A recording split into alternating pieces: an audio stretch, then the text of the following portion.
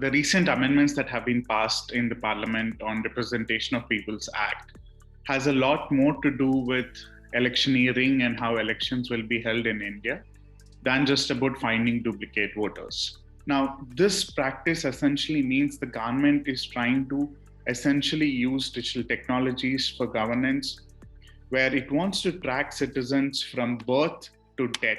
So what you're doing is you're making structural changes to elections and the way elections itself will be held in India. All of this is also about one nation and one election that the Modi government has been proposing, talking about outside, and how hosting all of the elections, both parliament, assembly elections across the country, is going to benefit national parties like the BJP and Congress, while killing a lot of regional parties and their electioneering capacities.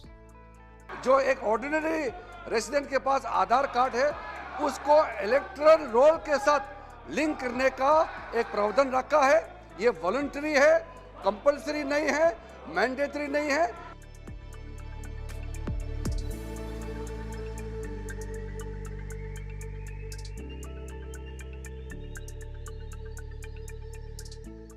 We are forgetting that Aadhaar was only meant to be a proof of residence.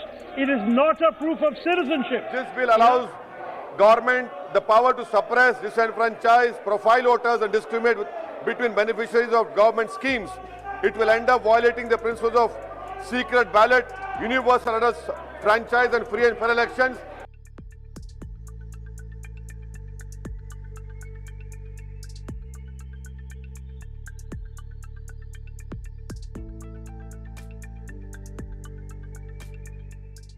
इस bill के ऊपर कायदे से चर्चा होनी चाहिए और सभी को एक मौका मिलना चाहिए था इस पे बोलने के लिए। जिस हिसाब से इसको सदन में बुलडोज किया जा रहा है, ये कहीं ना कहीं हमारी संसदीय परंपराओं के खिलाफ है। The linking of Aadhaar and voter ID has a lot of further complications. It's not proportionate. Under the right to privacy judgment and the Aadhaar judgment, you can only use Aadhaar for subsidies, and only in certain cases where it fits a proportionality test. For the proportionality test to happen, for it to fit the proportionality test, it needs to be the least possible way of invading privacy.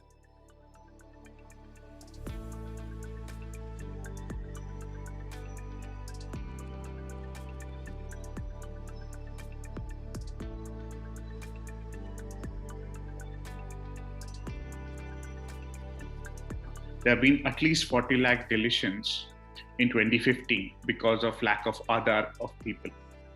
And on the day of elections in 2018, at least 20 lakh voters could not vote. We've seen it across districts and constituencies in Telangana where people were complaining on the street that they could not vote.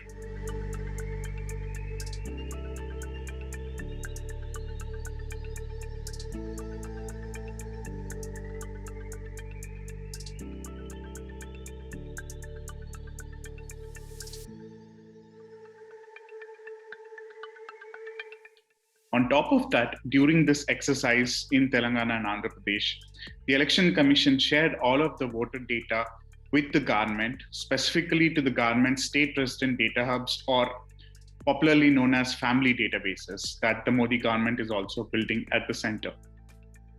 All of this data from Andhra Pradesh leaked to the Telugu Desam party, which resulted in electoral profiling. The party cadre of TDP was going door to door with an app called Seva Mitra, which had all the details of subsidies, all their personal information, their photos, and they were trying to use a lot of government data collected with Aadhaar to understand which voters gonna vote for them.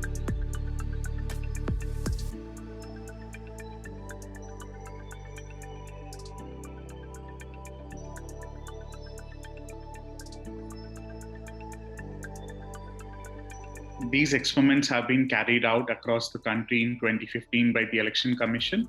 And what we have found is that Aadhaar did not really help find duplicate voters. It actually created mass disenfranchisement. The reason why Aadhaar is being linked to voter ID is to essentially promote e-voting in future.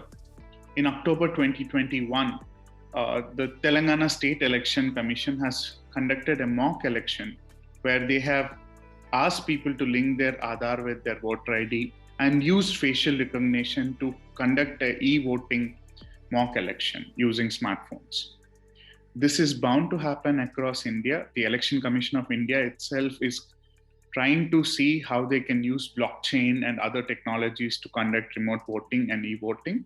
It is going to increasingly become hard to have offline elections. So a lot of voters who already have a smartphone or who have access to a laptop will be recommended to use that. But people in rural constituencies, they'll be asked to come to the polling booth.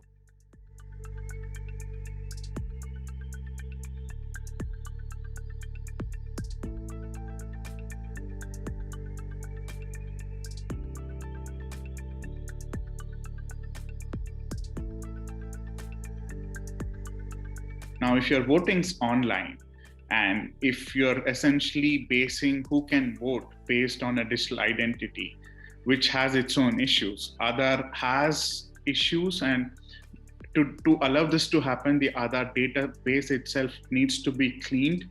And the only way that's going to happen is through the National Population Register or the National Register of Citizens, where they're going to go door to door to check and collect Aadhaar numbers of everyone and find out if this person actually exists and if he is a citizen. Only then they can allow these people to vote. All of these things are going to create a large set of issues. The primary threat through this form of elections is to the secret ballot, to the idea of secret ballot.